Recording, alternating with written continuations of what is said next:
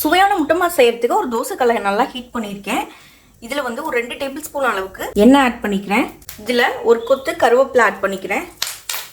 2 பெரிய வெங்காயம் சின்ன சின்னதாக கட் பண்ணி இதில் சேர்த்துக்கிறேன். இந்த வெங்காயத்தை நல்லா வதக்கிக்கலாம். வெங்காயம் நல்லா வதங்கிட்டு இருக்கும்போதே 2 பச்சை மிளகாவை கட் பண்ணி ஆட் பண்ணியிருக்கேன். இந்த பச்சை மிளகாவையும் நல்லா சேர்த்து வதக்கிக்கலாம். இப்போ வெங்காயம் ஓரளவுக்கு நல்லா வதங்கிடுச்சு. ஒரு மீடியம் சைஸ் தக்காளியை வந்து சின்ன சின்னதாக கட் பண்ணி இதில் ஆட் பண்ணிக்கிறேன். இந்த தக்காளியை நல்லா வதக்கிக்குவோம்.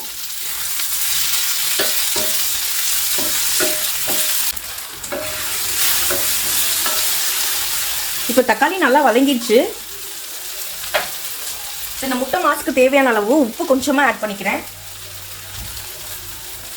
இதுலேயே ஒரு பிஞ்ச் அளவுக்கு மஞ்சத்தூள் ஆட் பண்ணிக்கிறேன். மிளகாய்த்தூள் ஒரு 1/2 டீஸ்பூன் அளவுக்கு ஆட் பண்ணிக்கிறேன். மல்லித்தூள் 1/2 டீஸ்பூன் அளவுக்கு ஆட் பண்ணிக்கிறேன்.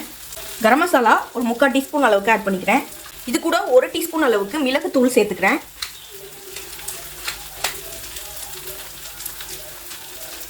மிளகுத்தூள் கொஞ்சம் அதிகமாக சேர்த்துக்கிட்டிங்கன்னா டேஸ்ட் ரொம்ப நல்லாயிருக்கும். இது எல்லாத்தையும் சேர்த்து நல்லா வதக்கிக்கலாம்.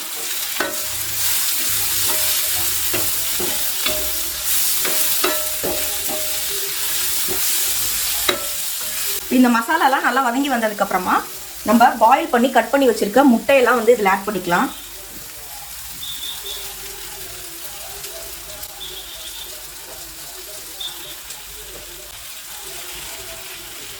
நான் இன்னைக்கு 3 முட்டை ஆட் பண்ணியிருக்கேன்.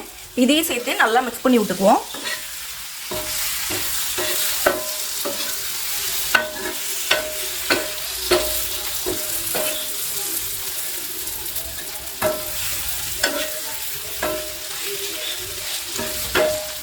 இப்போ ஒரு கரண்டி அளவுக்கு வந்து சிக்கன் குழம்பு வந்து இதில் ஆட் பண்ணிக்கிறேன். இதையும் சேர்த்து நல்லா மிக்ஸ் பண்ணிக்கலாம்.